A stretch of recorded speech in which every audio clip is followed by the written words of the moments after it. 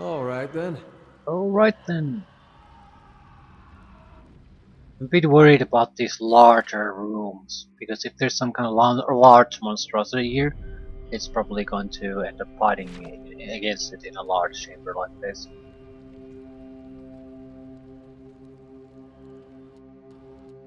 A hole bores into the stone. Its edges are blackened and gritty with soot.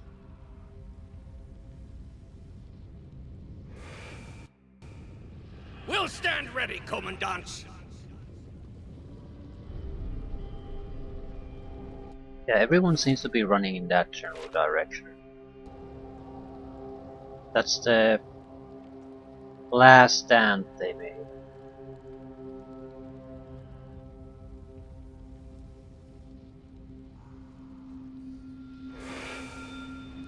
Stand your ground!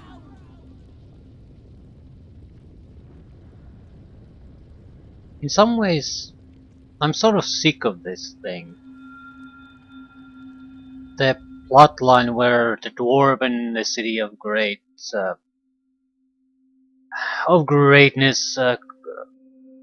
super force and riches gets annihilated like this.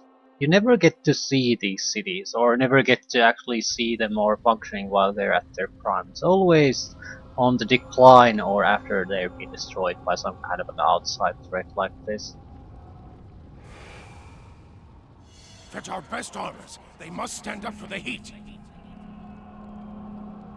Right away, Master Vasil. Doesn't make them bad, it just... I don't even recall a time when someone did something different.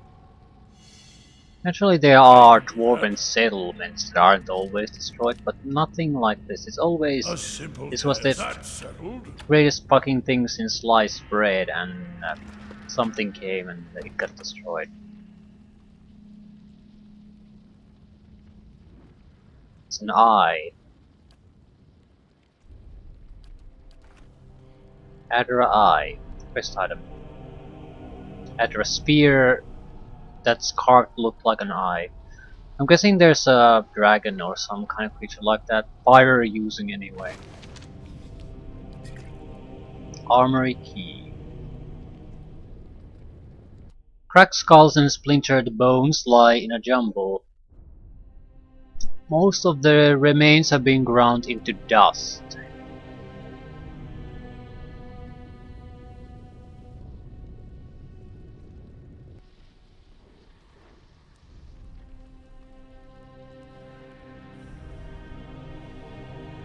It's probably on a lower floor than this, whatever it is. Quickly! There's not much time!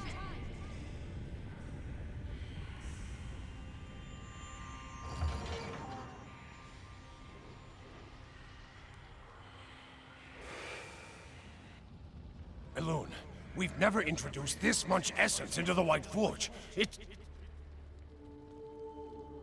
Abidan gave us the tools, Vasil. We've got to make them work.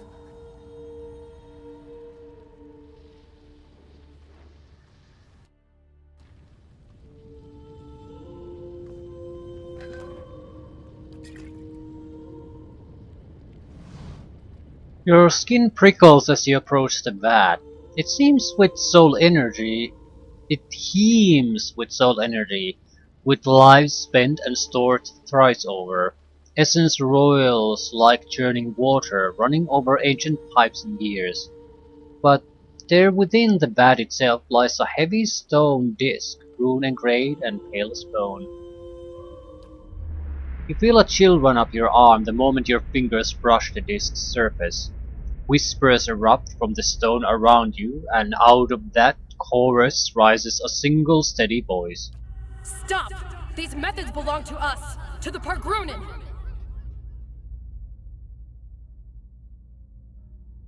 What is this? Years of toil, the pride of a generation.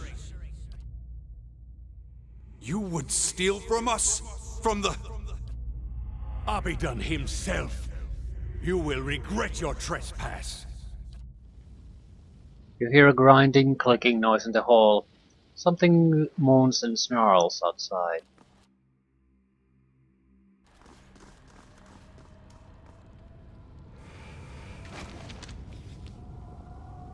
Unbinding of Souls. The margins of this text are scribbled with notes and references. The ink-stained pages appear to have seen much use in earlier times. The removal and transference of souls is a practice both ancient and sophisticated. There is evidence that the Inquisitors were particularly adept at this, yet few details have survived them. Someone scrawled Annals of the Pargrunen. What is known is that the removal of a soul is a difficult process and one that requires an expert hand and precise tools for any chance of success. Early attempts on a test pool of 138 goats left most of the subjects with maimed or fractured souls. In all but 2 of the 11 instances where the soul was successfully removed, the essence dissipated before scholars could capture it. The words "transfer to holding vessel" are written to underline in the margin. The process requires conducting materials, copper and adra specifically. Immersion in water is important to ensure that the soul is drawn in a steady and uniform manner, with no distortions or breakages. A warped soul is, at best, useless, and at worst unpredictable. An arrow points from this paragraph to a scrunch node. Extraction pool in CR, 18 feet wide, 3 feet deep. We have since mastered the process of soul transference and have seen the benefits of infusing forged work with the essence of animals and wild herb.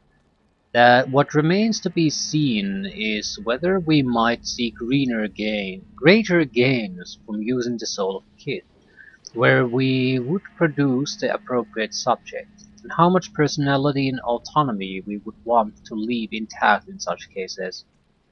A string of notes winds around and below this paragraph, beginning with criminals, prisoners of war, volunteers, and ending with forge guardians. Right.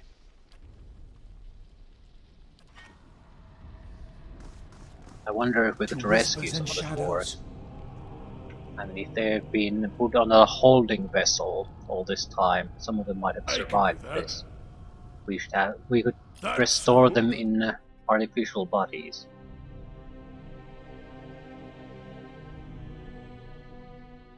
That's settled.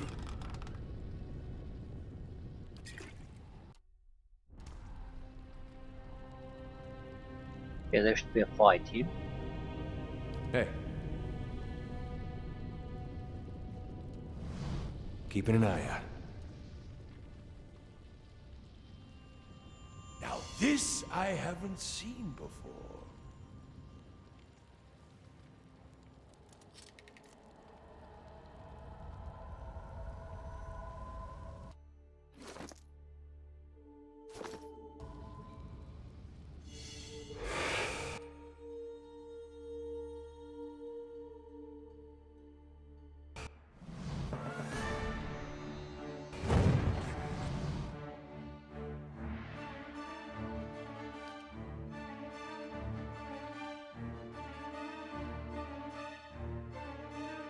No point holding back.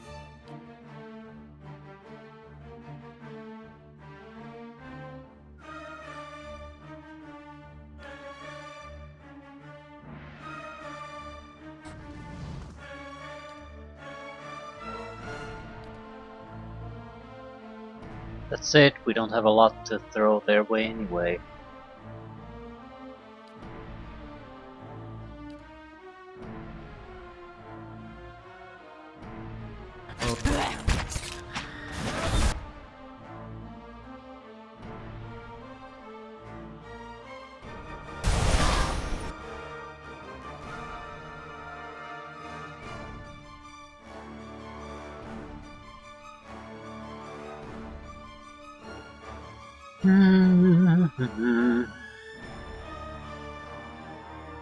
Just trying to give Eater a little bit of aid here.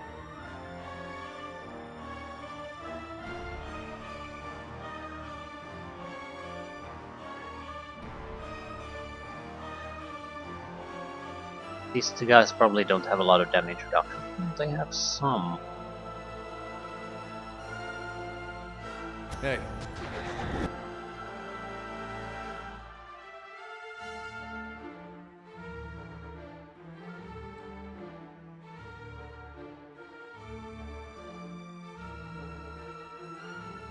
I'm here. The Faru beyond.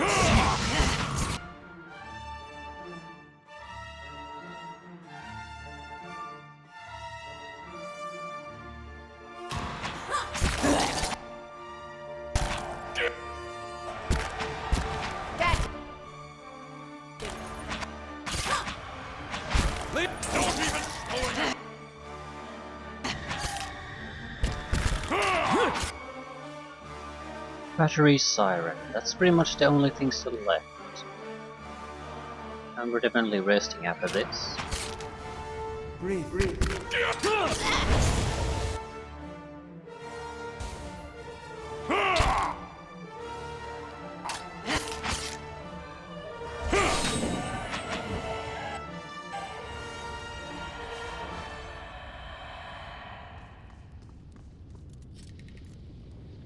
Of course. Laying low.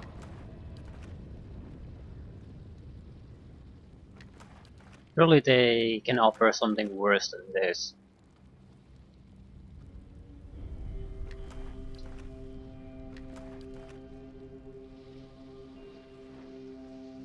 Still, doesn't really explain again what happened here. Why are these dwarves so obsessed with stopping me if I have really nothing to do with why they got wiped out in the first place?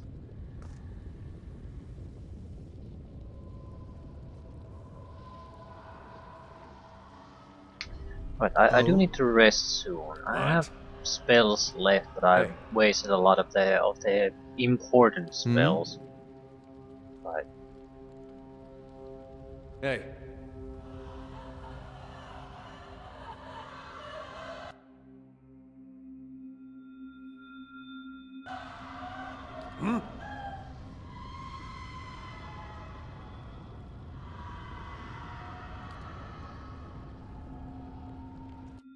The Faru beyond seek.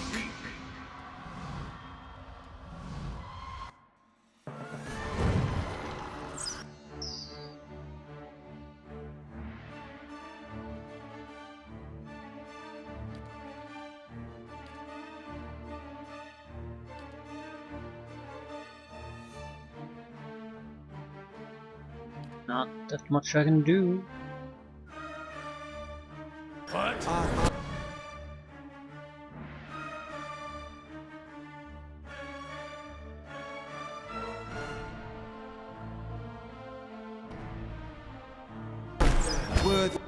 Word.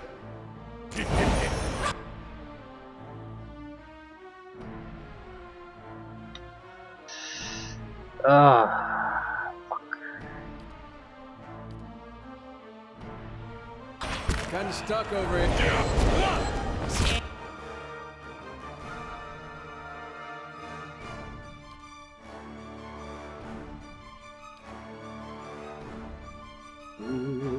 do. Where are you? Right. We're resting pretty much immediately after this, so I might as well just spam with everything I've got. Which isn't all that much.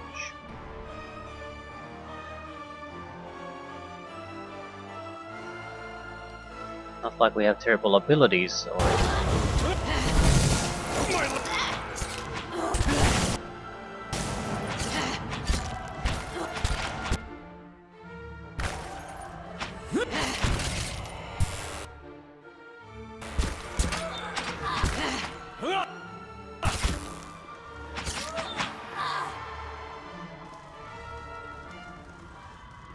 Right, we don't really need the spells here.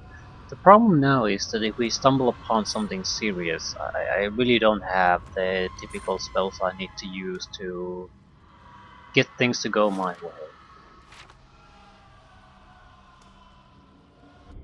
This seems important.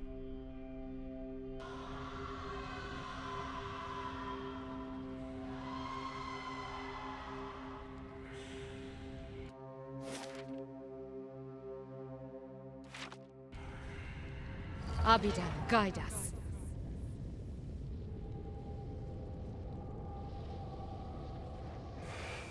Strengthen us with your flame, Lord Abidan. Temper us for the crucible.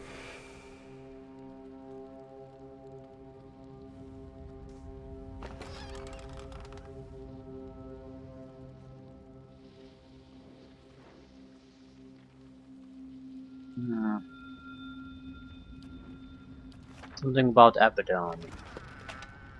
Another eye, an Adrasphere.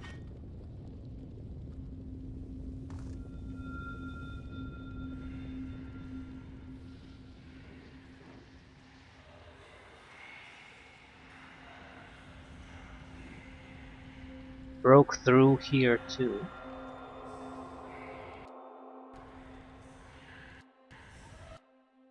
Boulders and stone blocks tumble from the broken wall. It would require at least a dozen Aumaua to move even one of them.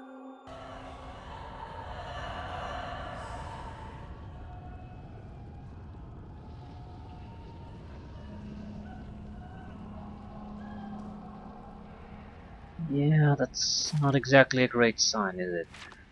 How do we get there?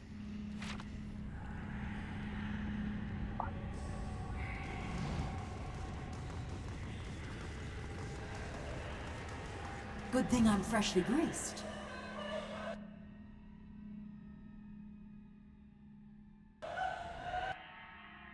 Hey.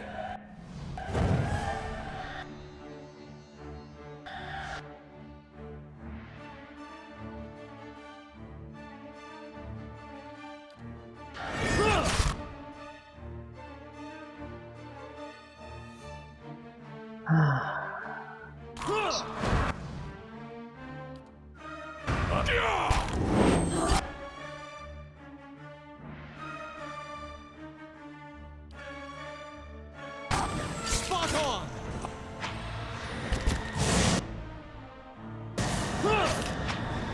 Should be a pretty straightforward fight. I can't move!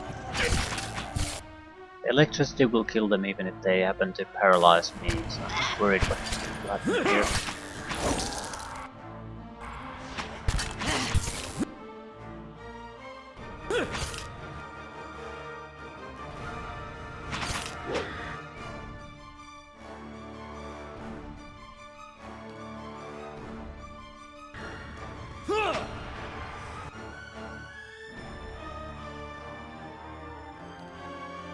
Lavaru, beyond, see!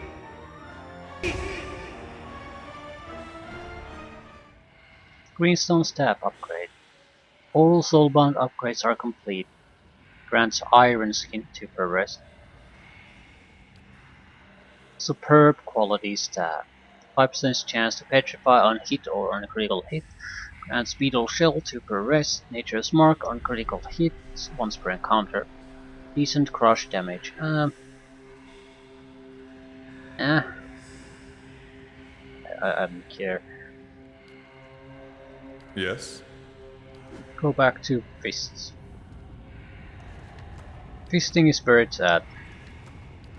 Alright then. Letters on this tablet are crisp and deep, as if chiseled recently.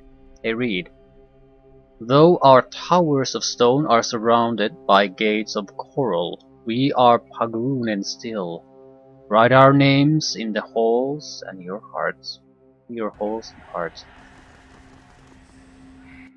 Cracks snake across this stone tablet. The edges have been worn smooth over centuries of handling.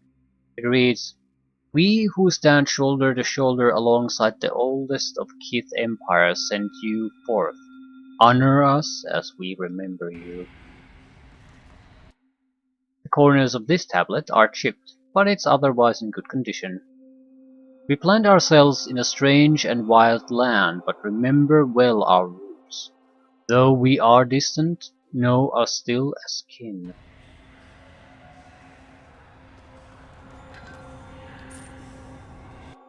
Meditate on those who came before you, and those who go beyond you. Remember first your father, and last your younger brother, but know all Pargrunen as kin.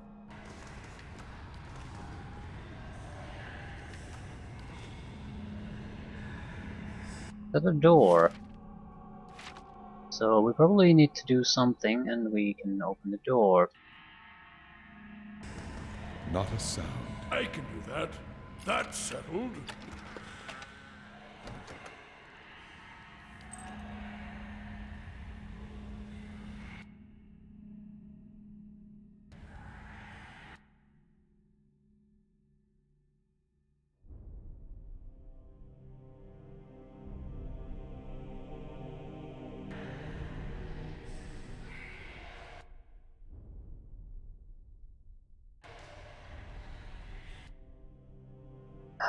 Okay, let's see what our options are. This gilded globe has been crafted with exquisite detail.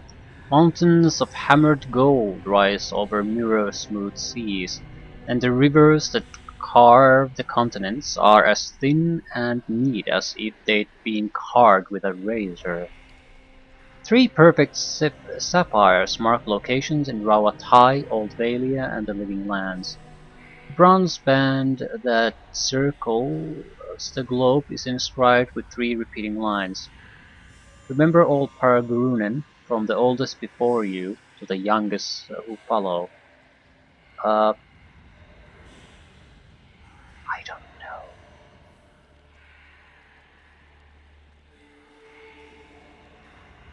I think Rawatai is the youngest.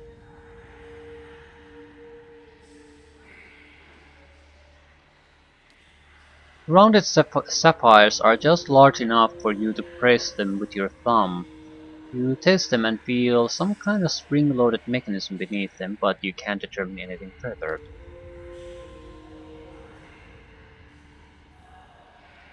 Old Bailey, Living Lands, Rawatai.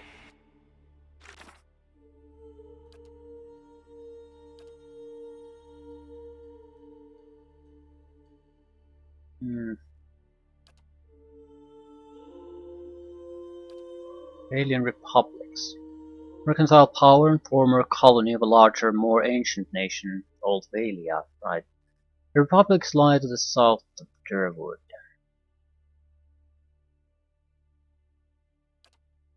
Adron Empire.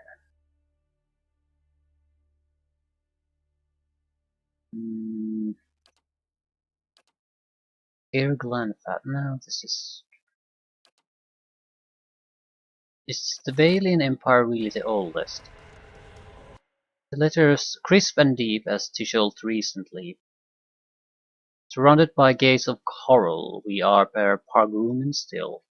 This is the Rawatai. Cracks snake across the stone tablet. This is the oldest. We who stand shoulder to shoulder alongside the oldest of Kith empires send you forth. This is probably Old Valia because it refers to a Kith empire. The corners of this tablet are chipped but otherwise in good condition. We plant ourselves in strange white land. Okay, that's probably right. I think I know the answers now. Old Bailey. Living Lands. Rawatai. Okay. As the last sapphire snaps into place, the globe glows with veins of brilliant blue light. Then it rotates a quarter turn. As the lights die out, you hear clanking gears and grinding stone from one side of the room. Step lightly.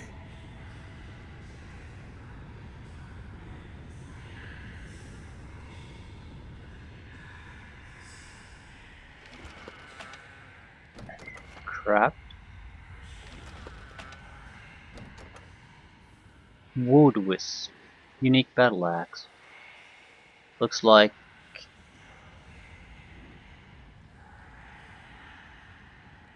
It looks more like an Engwithen weapon. 10% chance to cast Nature's Mark on hit on critical hit. Plus 20 defense against disease, poison. Grants purge toxins.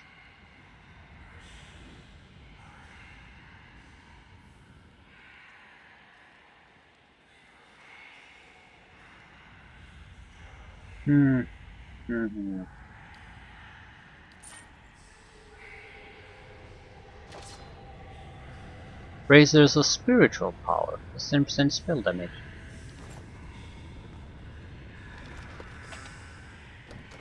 +2 reflex, +3 constitution. Yeah, it's magical stuff, but it's exact same magical crap that we've found before, except for the axe. So, hard to get Good excited thing from I'm something freshly like that. graced. Only one place to go.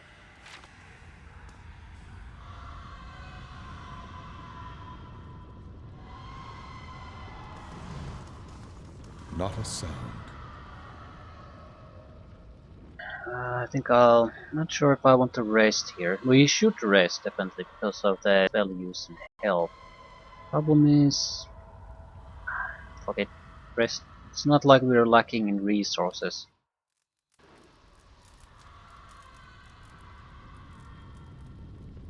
And there's at least potential of a boss fight here, so...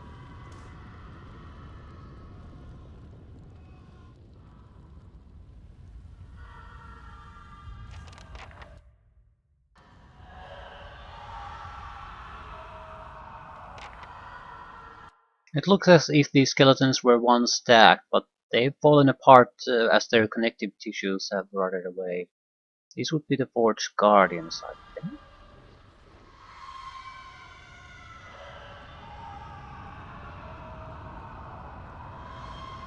I can do that. That's settled.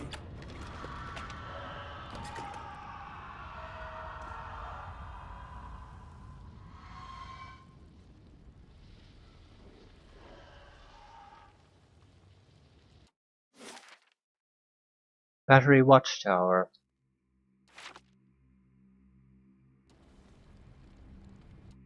A few tokens, filthy coins and tattered ribbons have been scattered in this bone pile. The Guardians will hold the door as long as need be. Everyone else is ready. So few of us remain.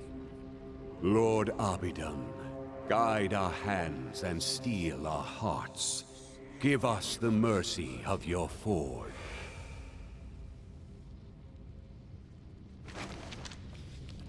I'm still confused about Plan A. What's their plan here? The interior of the forge is crusted with dark rippled stone.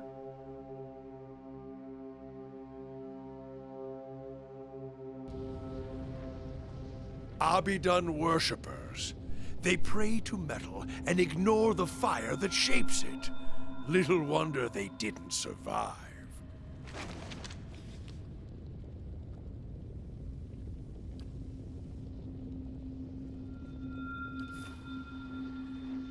The pillar tugs at your essence. A pulse from the world itself moves through it. So that's 4 guardians at least that we'll probably have to face. I'm sort of curious about what the guard tower is.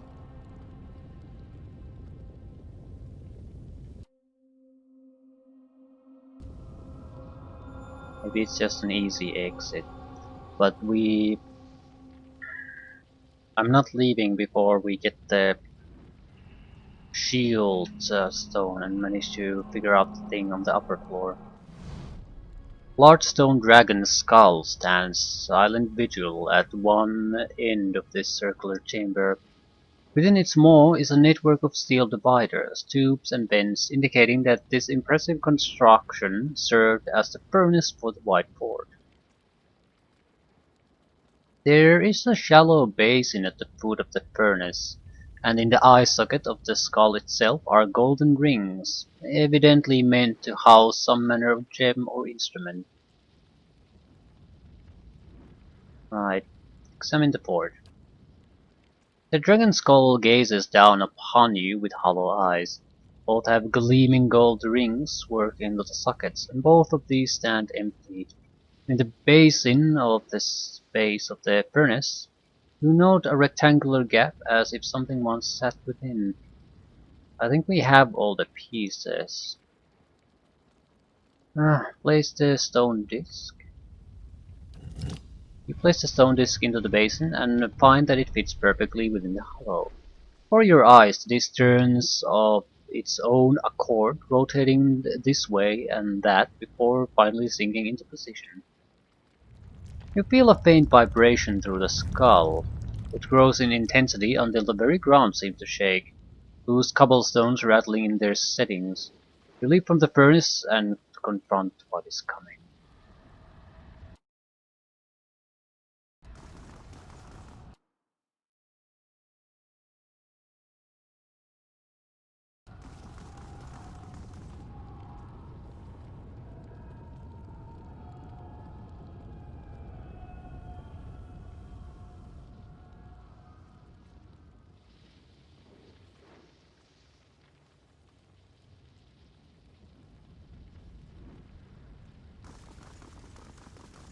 Nothing.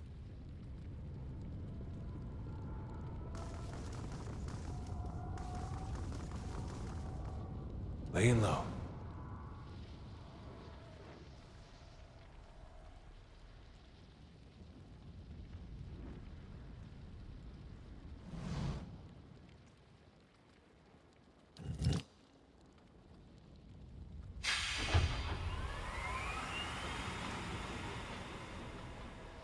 Oh, right, another fire is coming.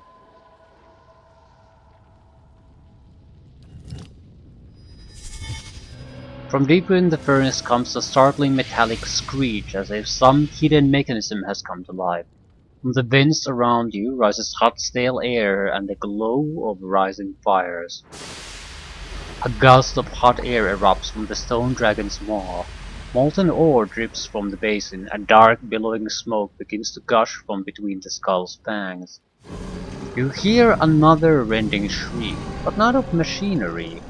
Around you rises a chorus of howls, bodiless voices raised in rage and despair.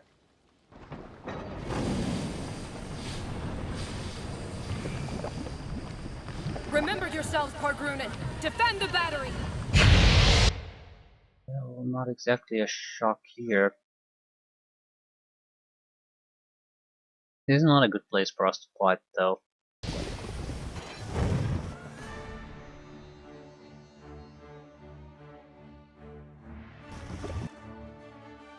Move.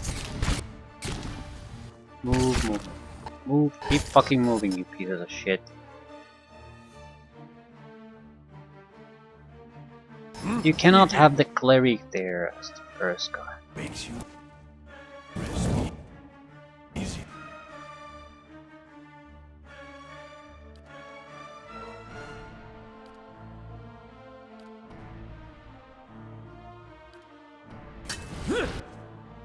Right.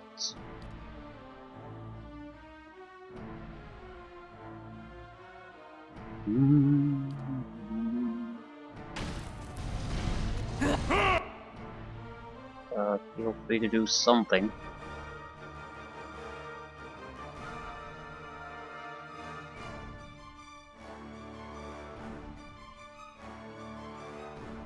We're gonna go on the buffing line.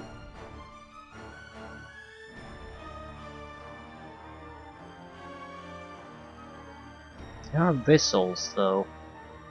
They would be vulnerable to holy radiance.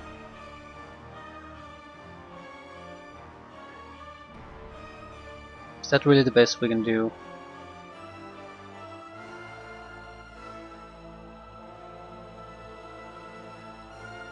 Plus 25 deflection.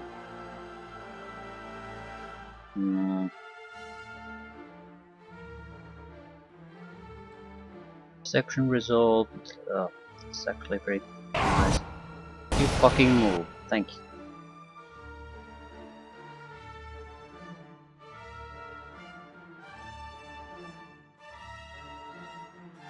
Right. Gonna paralyze your ass, or rather petrify. Not that it makes much of a difference. Hey.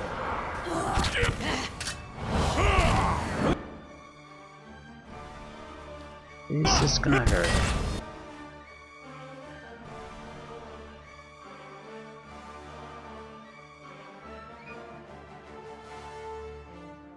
There's not that much I can do. More importantly, there's not that much I need to do.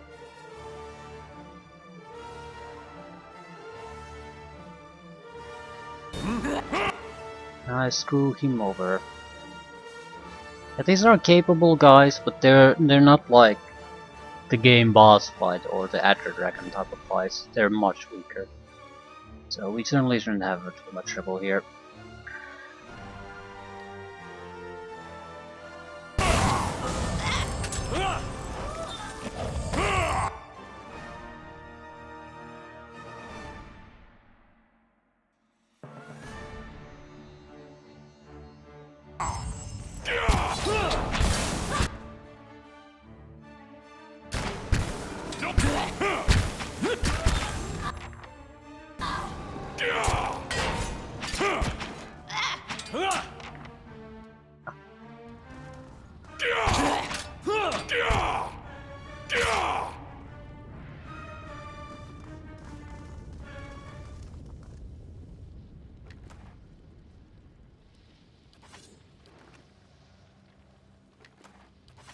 Is that it? Margren's fire casts light in dark places.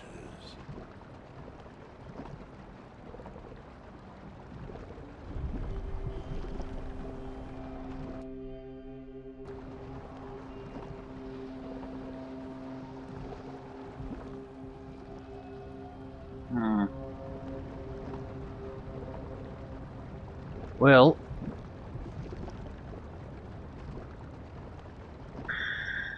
I still don't quite get how all these guys die.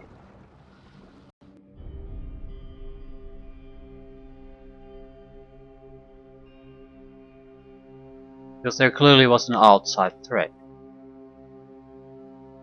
All the commandants were here defending this. So what's the outside threat? Was it the dragon? But the dragon isn't here. Left a long time ago.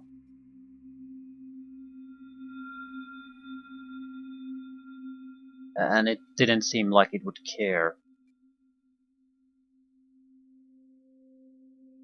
It's not impossible, I suppose, but right, it's just an exit. Andrus Tides, Durance, you crack me up. There's no joke to be had, Amawa. Only the observations of a humble missionary. Oh, tell me the one about Margren again. I love that joke. Simply because I have business with that whore does not mean I care to discuss it. How do you make your face get so red? Right. I'm definitely not ready to leave.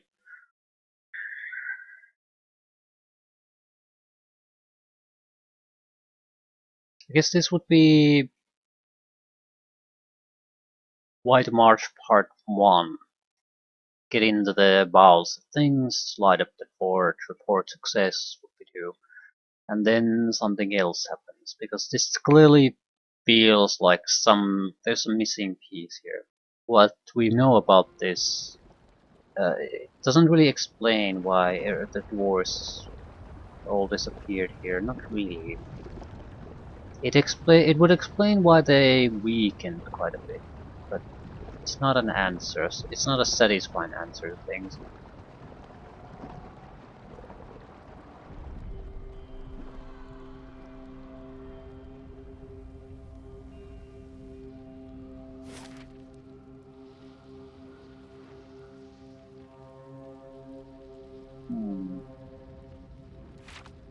Right.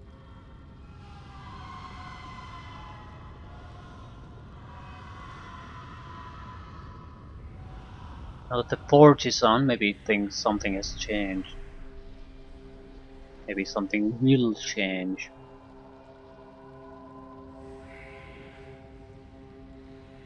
Well, it certainly looks like we're not gonna get the missing disc here.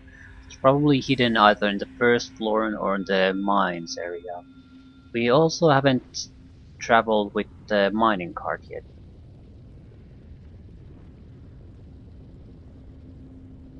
Does that look like a mining cart? Could this be where you end up if you use the mining cart. Just splatter somewhere here.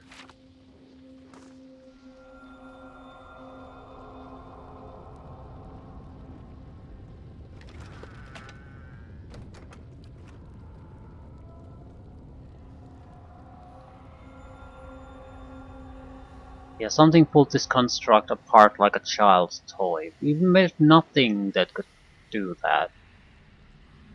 Some kind of super powerful entity still is missing from all this. There's Forge Guardians. These are Forge Guardians. That's what has been destroyed. They weren't that strong. They would never be able to do what something has done here.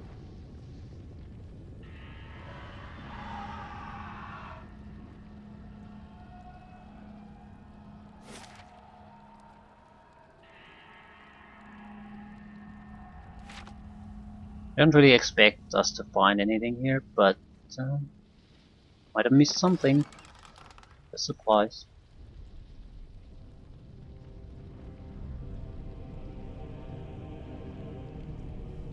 Not even sure what the purpose of the shield is.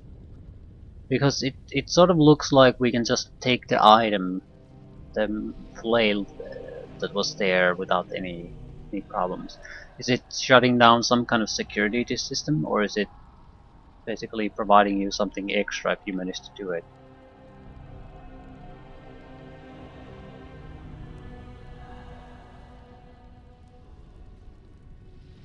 Maybe there was a way to avoid fighting here.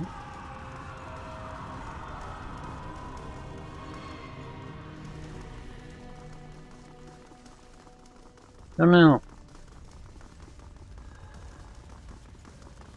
Still, all the other discs were found in the middle floor here, the mines.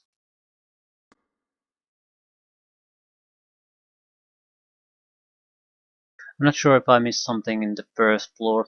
We might go back there first, see what we can find. Although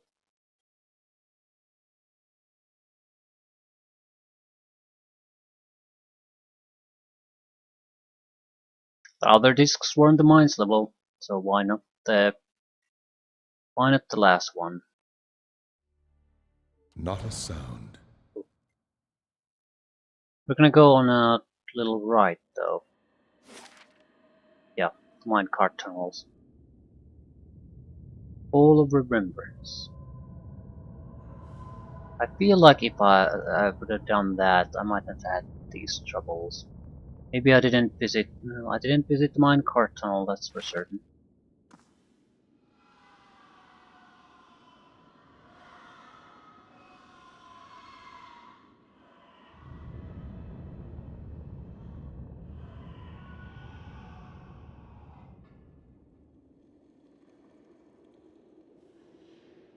It was exactly in the correct place, I would say. The correct level. Apparently I didn't even loot everything.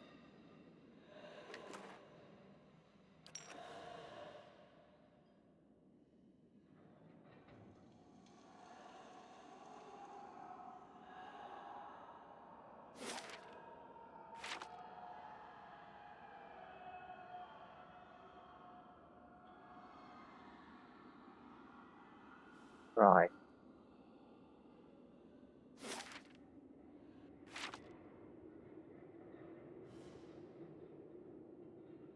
Minecart ride it is.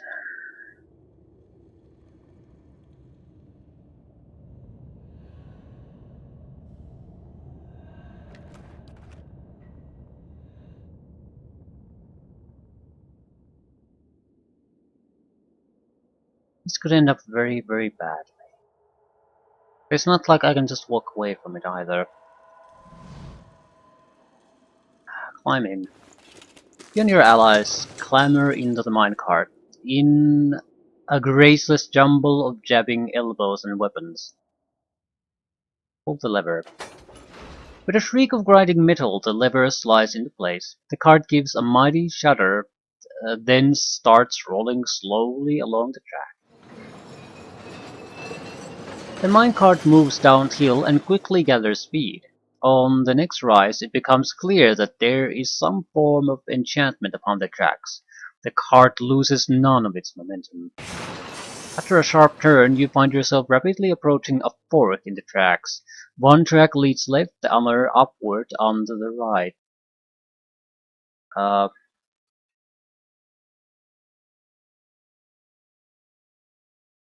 Upward and right. Where would that be?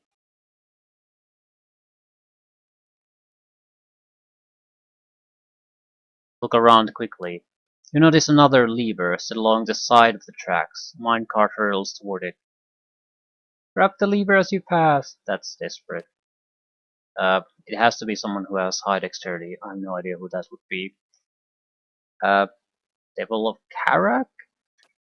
Devil of Karak hangs over to the side of the cart, reaching for the lever, and nearly topples head over heels into the tracks.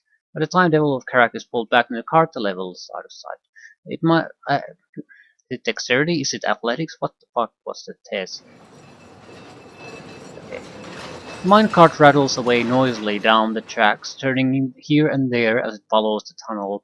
You pass glittering veins of ore and the occasional piece of abandoned mining equipment. Eventually the minecart begins to slow as you approach a lit cavern. You realize that you have come back to where you started. Well, again.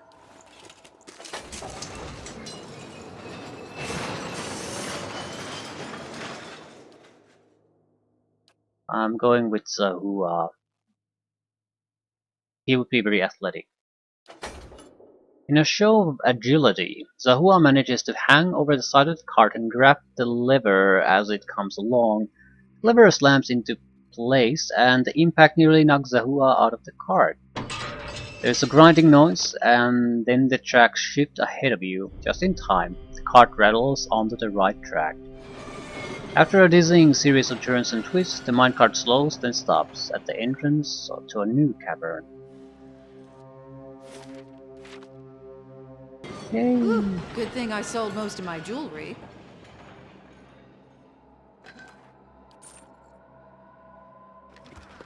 Yes.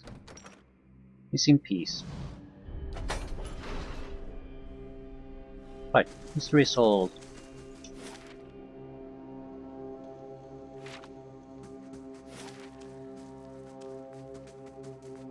That's the only missing piece here. For the battery! Or the battery.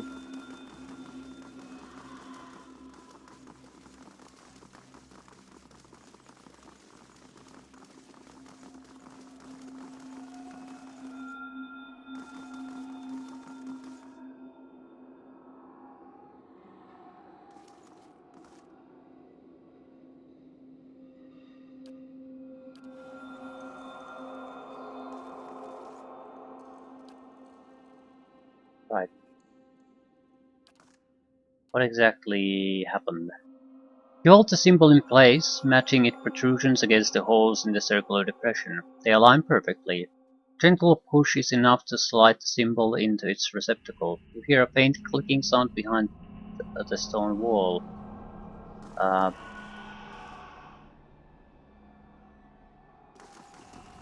Something didn't happen.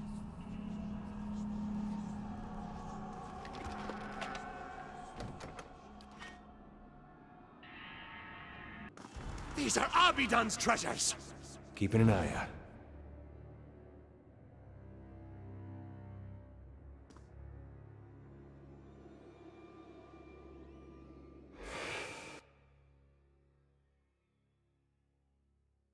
Broke. You Right.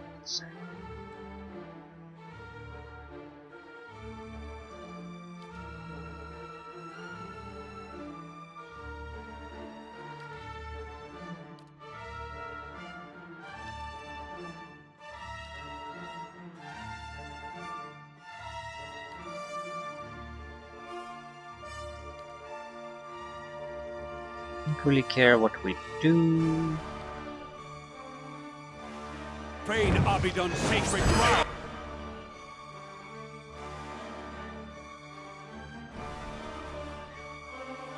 Wizard. Get the wizard! What are you doing?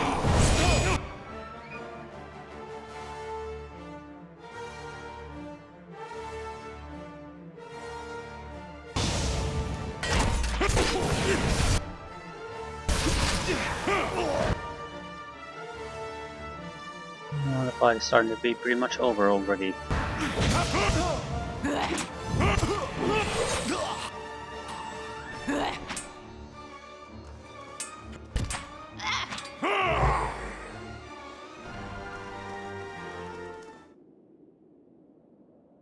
Right. What was the clicking sound though? Behind the stone wall there was a clicking sound. But I don't recall anything particularly interesting here, or something that I would even expect to click in any way. Was it somewhere here then?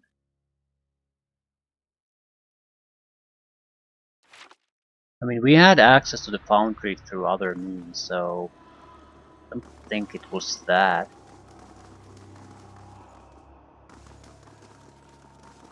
I have no idea what it unlocked.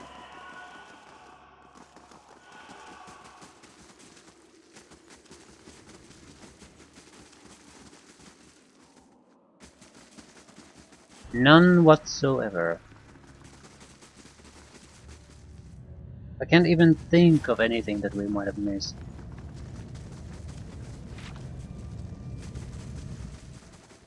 I'm not sure if I want to stay here and try to figure it out either. I think I'll just leave. Report our success, unless the quest says otherwise. I've entered Durgan's battery. The white port should be on the bottom floor. I found the legendary white port. I need to figure out how to use it. Right. So how do we do it? I guess we're not done yet.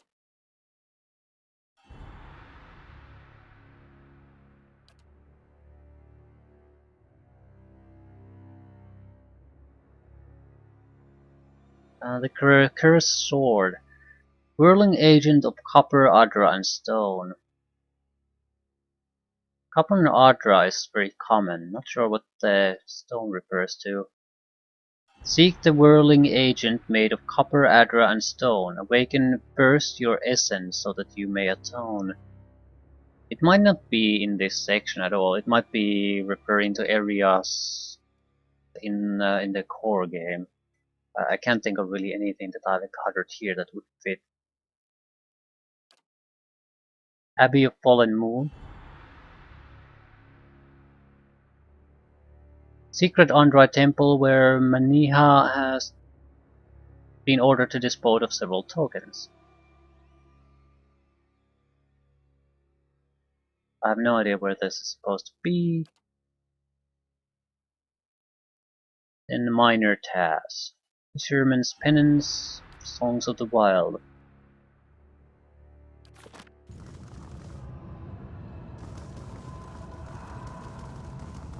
Right, they might expand core areas. I mean core game areas.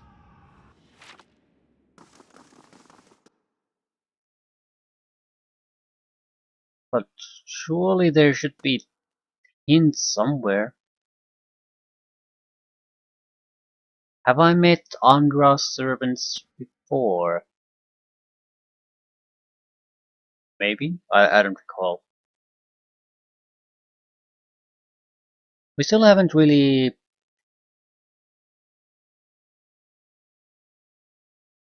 fully dealt with the forge, I think, but I can't be certain.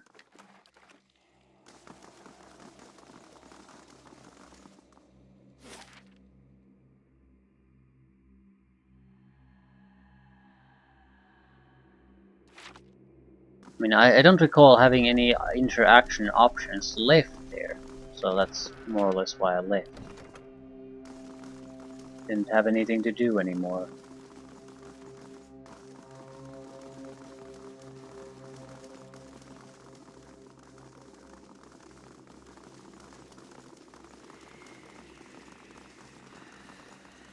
I can't leave through this?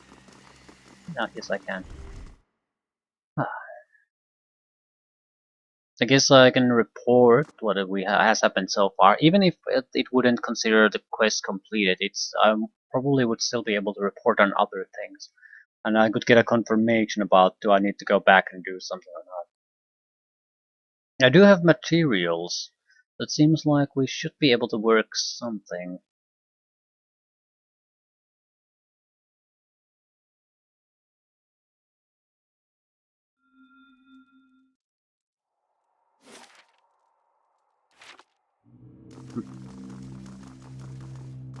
I don't think I want to talk to Galabino quite yet.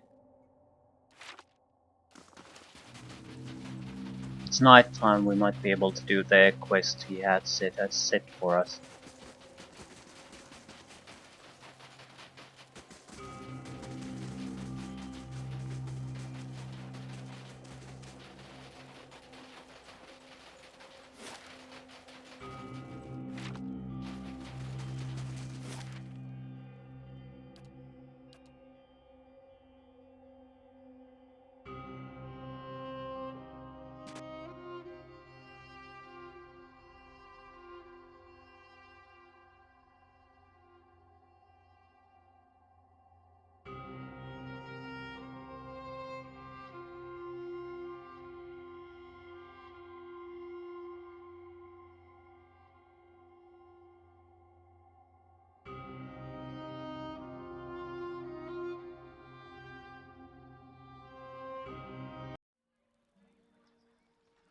I would not expect some sea wench worshipping sea wench to understand. You still upset about building a god-killing bomb? On that fickle whore's orders. You go digging through fire, you're gonna get burned.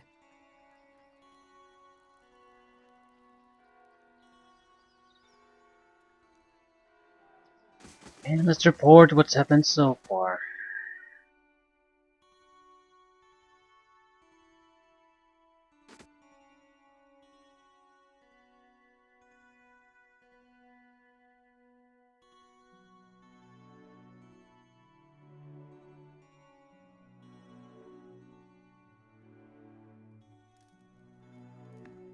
You've been busy since we last spoke. I want to thank you for what you've been doing for Stalwart.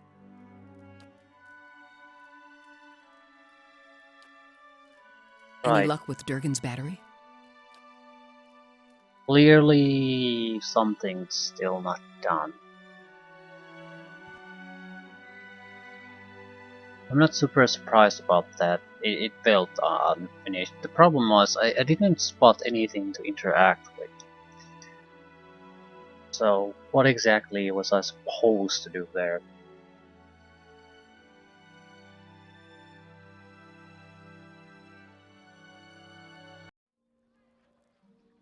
Apparently something. Things. My rest. I might be able to do the fishery job.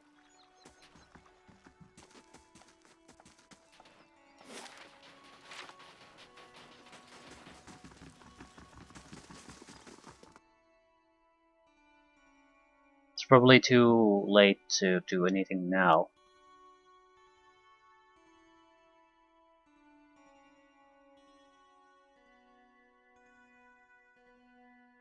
I might as well try to talk with the owner of the fishery. Maybe there are other options available. Need something else? I spoke to Galvino. He mentioned something about you. I bet he did. He despised Stalwart when he lived among us, and all the more when we gave him the boot. Never knew the old man to stay silent, that's for sure. He wrinkles his nose, scowling at the old memory.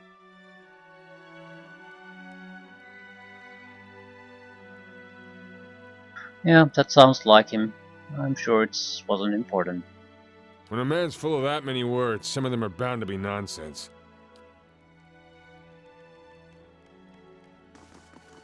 Right.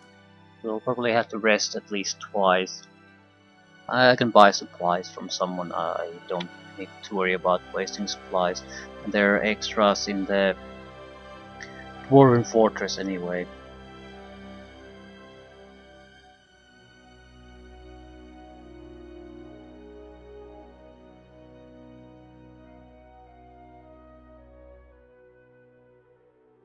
Right. Carrick, you remind me of an old lover of mine. Is it my violent urges or my heart of brass? It's your hands. Oh, Esma's were lovely, but always so cold. Killed the mood, if you know what I mean.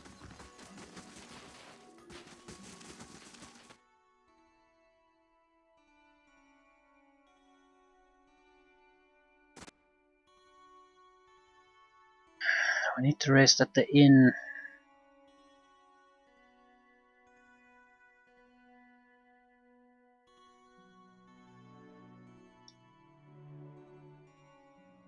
Ah, fucking loading screens.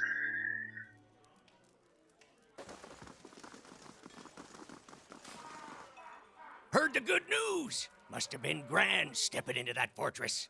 Guess they weren't lying about the Lord of Cadnua. Here, drinks on me. We should see a boost in business with the battery open. Makes for a brighter future than we had yesterday for top quality bear pellet.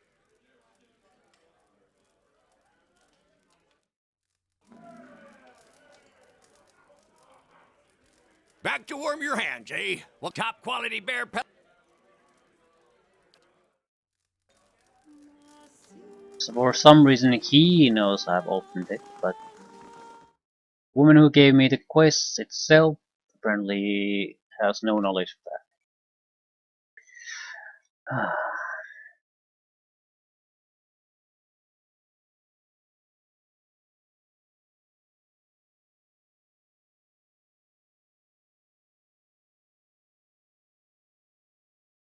Right, so find the drugs. Expose the drug user as a form of petty revenge. Well, I'm not too keen on doing this, but at the same time, it's not like I'm planting evidence or lying. If he honestly has something there, it's all on Good him. thing I sold most.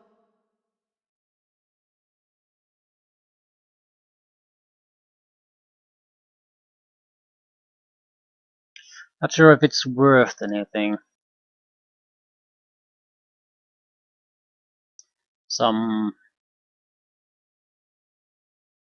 Maybe a favor from the guy.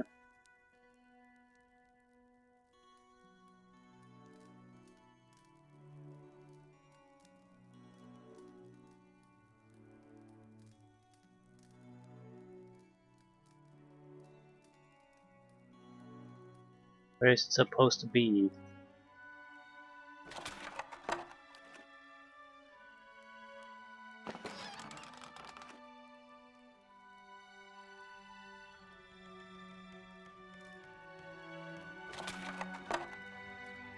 Artist bracelet.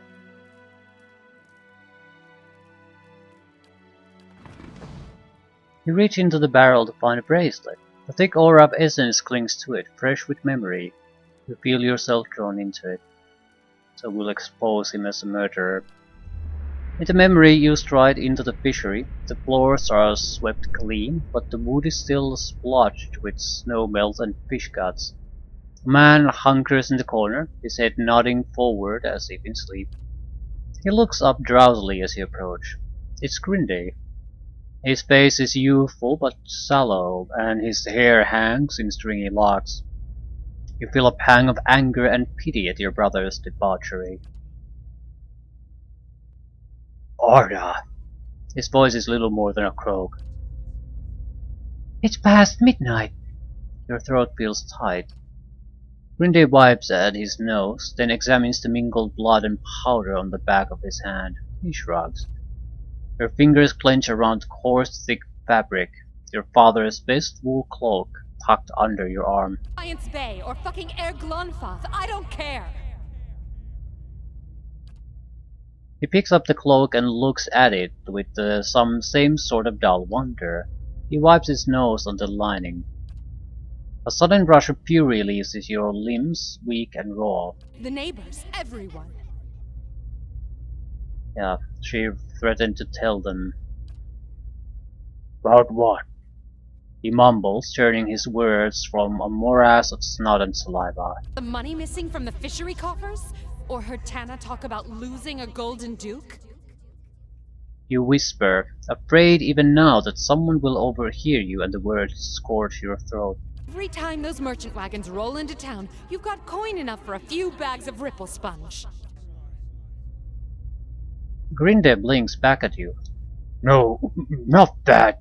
He rubs his red-rimmed eyes. Your own grow warm and blurry. But they won't abide your thieving. Right. Stalwart tolerates your sponge habit, but they won't abide your thieving. You touch your bracelet, the gift from Mother, locking at the beads. You won't. He rises, steadier on his feet than you would have thought. I will. You stride toward him.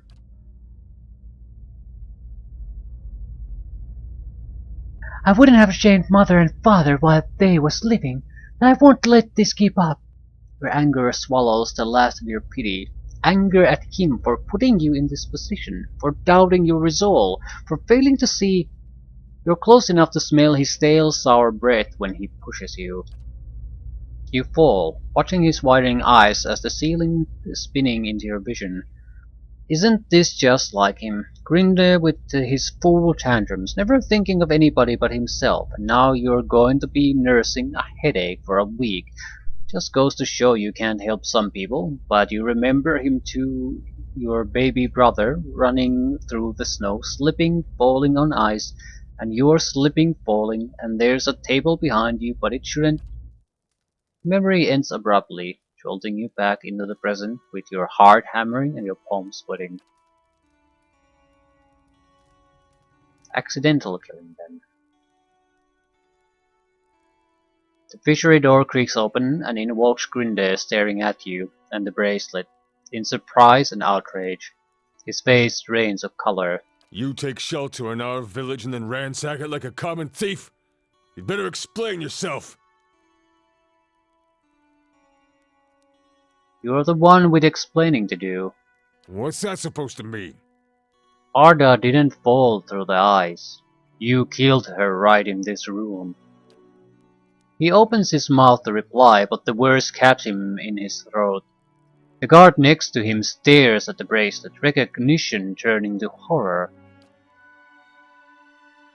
Zahua's jaw hangs, awestruck. Such a brilliant shade of agony.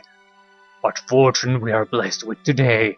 Quickly, what can we do to sharpen the pain? It was an accident. I was a failure and a wretch then. But I never would have killed anyone. Least of all my own kin. He turns his gaze down, offering his apology to his own clenched fists.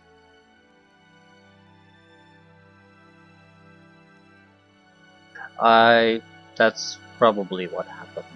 I mean, that's what the reading from the woman says and reading from Grinde says.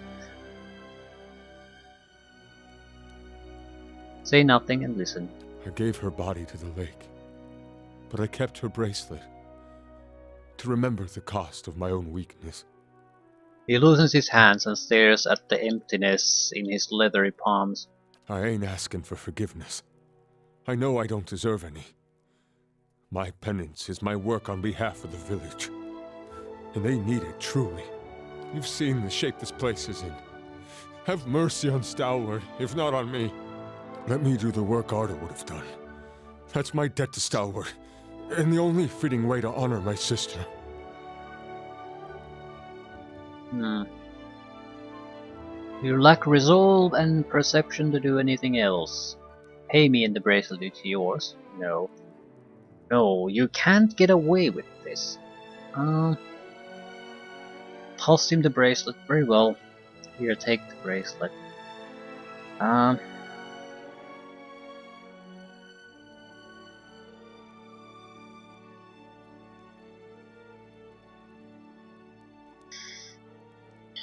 I'm not sure if anything good will come from me trying to stick with the law on this.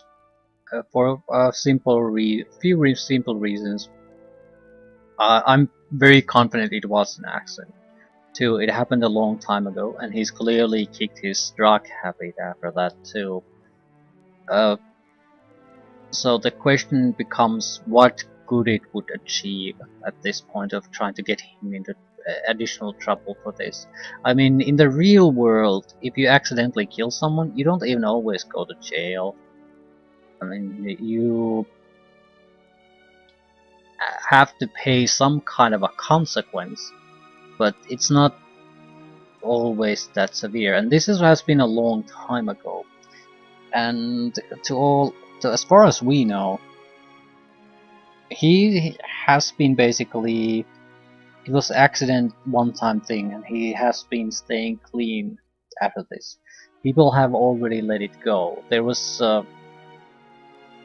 no one there to mourn or seek justice or anything. So I'm inclined to just let it go. Pass him the bracelet. Very well. Here, take the bracelet. He snatches it out of the air and looks at it in wonder and sorrow. Finally, he tucks it into his pocket. Thank you. Stalwart may not know what you've done for them tonight, but they'll hear of your honor. Not sure of the honor part.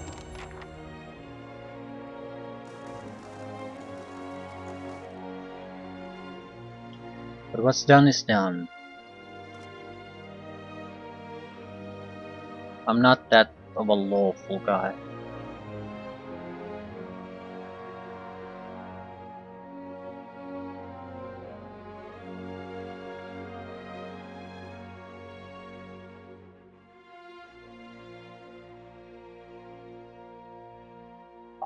At least not in the sense that everything has to be punished, every transgression. More that one quest expires in one day. More about that there has to be consequences, and usually thinking about there has to be hopefully something good coming out of it. What is this? Practice cipher for the gland patterns. Right. Let's plus cipher on that.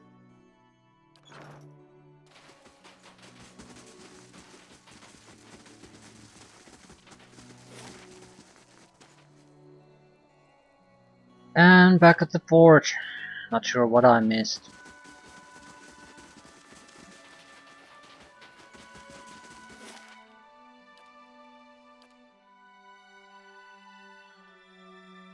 What is it that I'm not seeing? Well, it should be easy to reach, and if there's something obvious there I need to use, I should be able to use it. Maybe I just need to go close to the one thing, the sort of a Adra pillar that was there.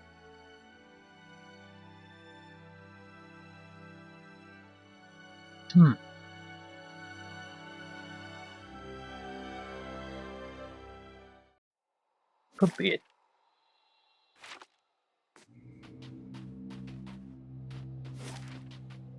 It had an indication that it was sort of hugging on me or something like that, but since it wasn't in any way interactable directly, I sort of just skipped it. Could be that we need to go talk to Galvino too, but surely there would have been some kind of mention or journal entry in that case. I mean, if it's impossible for you to figure it out on your own.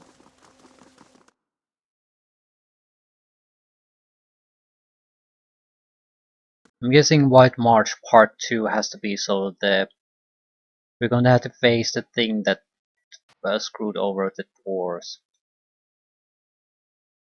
Based on the enchantment, there should be a kraken and some kind of a bog dragon that we can face at least, or their eyes are part of enchantment recipes.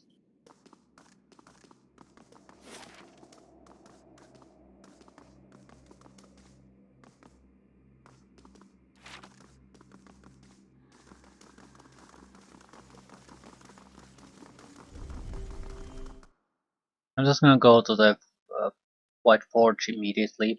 If I can't figure out anything there, I'll end.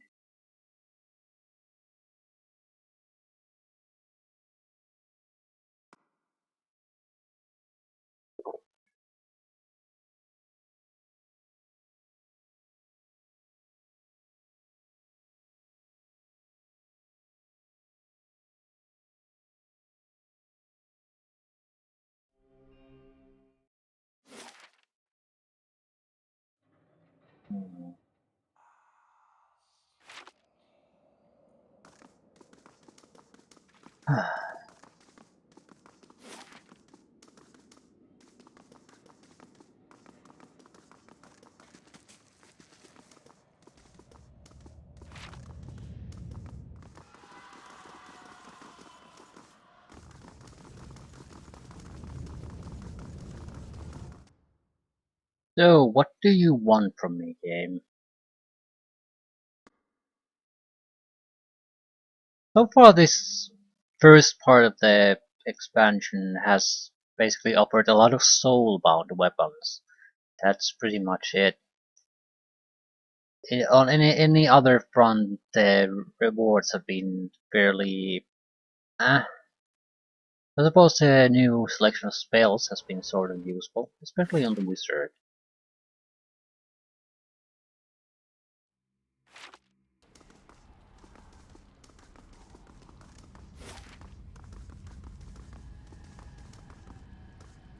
I am sort of curious what the other guys get. Really disappointed about what he gets too. Although the minor avatar would be great buff for a solo priest.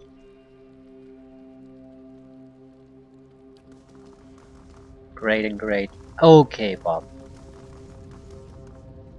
At best. More spells, I suppose. Alright then. Alright then. Walk unseen.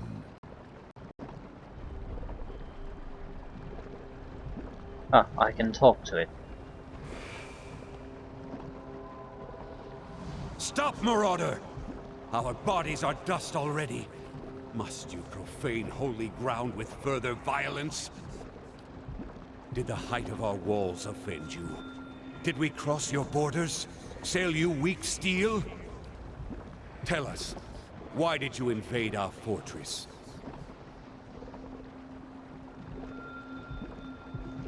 I think there's a misunderstanding. This place is abandoned.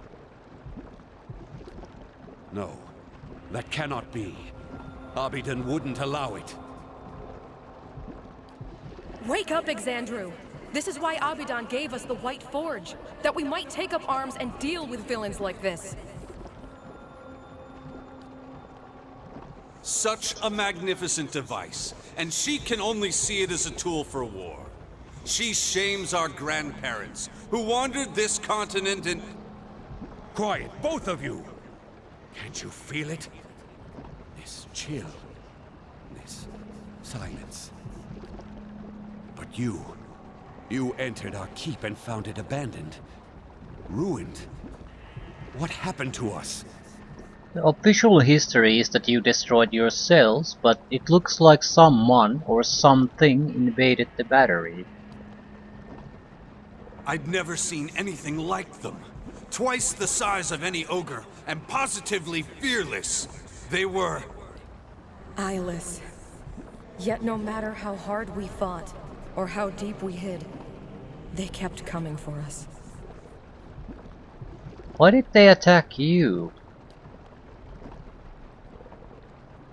They didn't stop to explain themselves.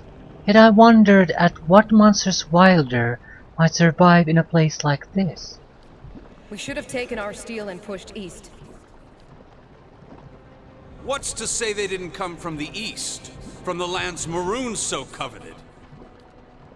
It was a punishment for taking this gift of Abidon, the White Forge, and squandering it on our greed and vanity. So what were they? Some kind of magfolk, but bigger than any we knew of. We who survived never got close. They were relentless. Unnaturally so. We retreated until there was no place left to go.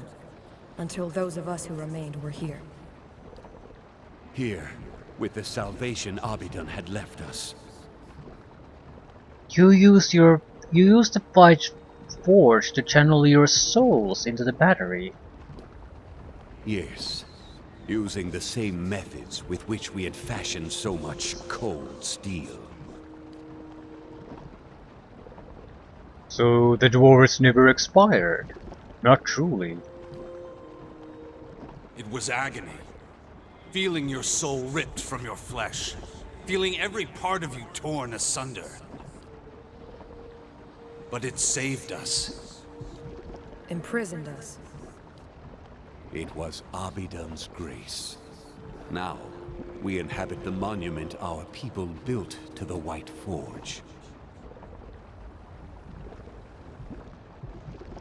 What does this have to do with Abidan? The White Forge belongs to Abidan, of course. It is here that he built his own body. And whether he found this place or created it, it's a truly remarkable smithy. We Pargrunin are wanderers by nature. But it was Abidan's call that led our forefathers here after generations spent along the Pearl Coast and Air Glonfath. So the old stories say. Then again, I can't see any other reason our grandfathers would have stayed here when greener lands lay east. How does the White Forge work? Its fires have been blessed by Abidan. They're fed by Eora's molten heartbeat and veined with Audra that runs to the center of the world. Which explains their conductive power. See, these Audra veins allowed us to siphon essence into steel as we shaped it.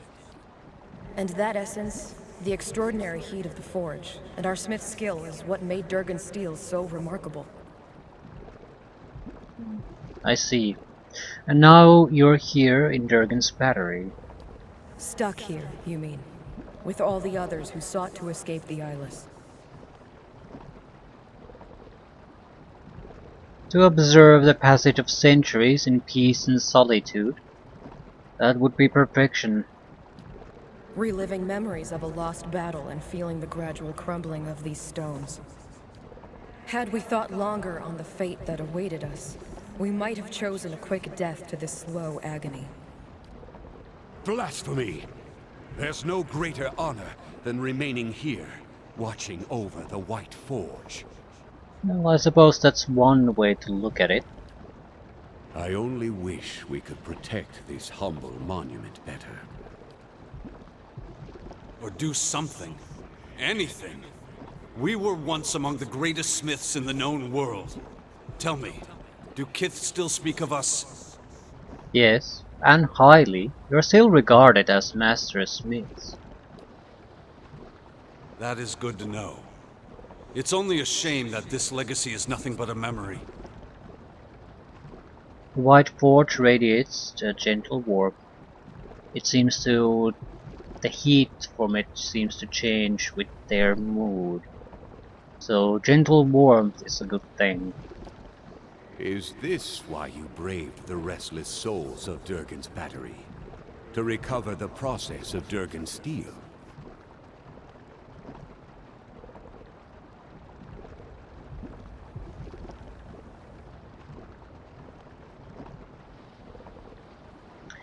Not really. There's a village called Stalwart that's fallen on hard times. They asked me to find the White Forge. At this admission, you feel a softening in the essence of the Pargrunen. In one moment, each soul and fragment is distinct, and in the next, they form an indistinguishable host. You perceive them as a school of fish caught in a tide, a flurry of snowflake on the wind, a pantry full of fragrant spices. Then I hope you're satisfied with what you found here. At least you get to leave this place. But it was good to be remembered. However briefly. As the souls of Durgan's battery speak to you, their collective essence takes shape, much like Mirwald's did. There are scores of them, all torn by conflicting purposes and trapped in the memory of their lost battle. You taste the bitterness of their uncertain existence and feel the persistent ache of centuries. It is a slow, agonizing fate, but you find it in your power to grant them another. Okay, bind them to the cannons, defend Abidan's forge and the fortress you build around it. Bind them to the forge, tend to your legacy, remain here and lend your skills to others. Release them. You're free to roam again, return to the wheel and seek new lives.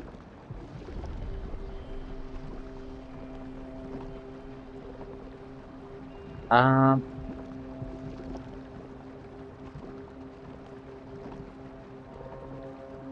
don't know.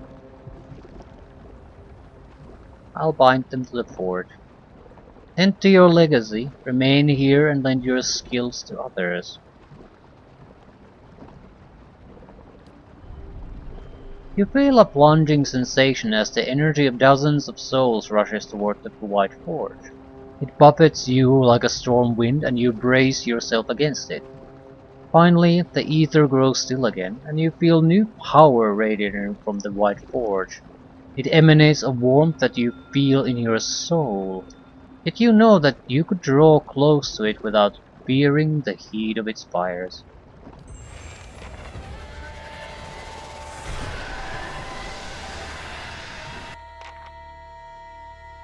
The White Forge is now available for your use. It has the unique ability to refine Durgan iron ingots. Multiple iron ingots are required to create a single refined ingot. After refinement, these ingots can be used at any time in enchanting recipes to augment weapons, shields, and armor with Durgan steel. Okay.